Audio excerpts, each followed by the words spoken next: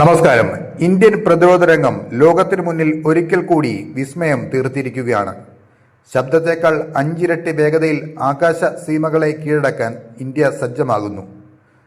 ഹൈദരാബാദിലെ defence research and development laboratory അഥവാ DRDL കൈവരിച്ച ഏറ്റവും പുതിയ നേട്ടം കേവലം ഒരു പരീക്ഷണമല്ല, മറിച്ച് ആഗോള പ്രതിരോധ ഭൂപടത്തിൽ ഇന്ത്യയുടെ കരുത്തുറ്റ വിളംബരമാണ്.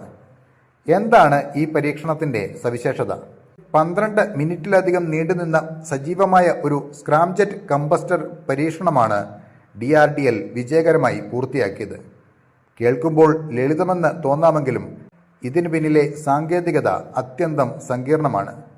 ശബ്ദ വേഗതയുടെ 5 ഇരട്ടിയിലധികം വേഗതയിൽ സഞ്ചരിക്കുമ്പോൾ ഉണ്ടാകുന്ന അമിതമായ ഘർഷണവും ചൂടും ഒരു എഞ്ചിനെ നിമിഷ നേരം കൊണ്ട് തകർക്കാൻ ശേഷിയുള്ളതാണ്.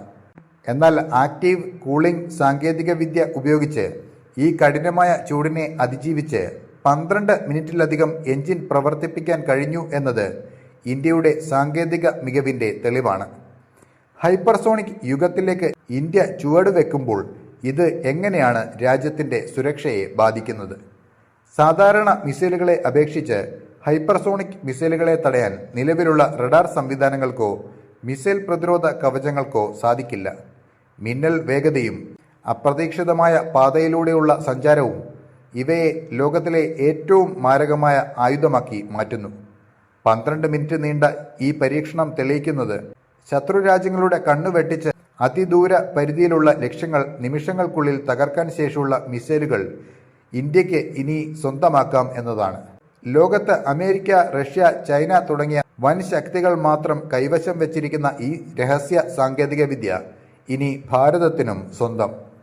തദ്ദേശീയമായി വികസിപ്പിച്ചെടുത്ത ഈ സ്ക്രാംജെറ്റ് എഞ്ചിൻ ഇന്ത്യയുടെ ഭാവി മിസൈൽ പദ്ധതികൾക്കും ബഹിരാകാശ പര്യവേക്ഷണങ്ങൾക്കും പുതിയ ദിശാബോധം നൽകും.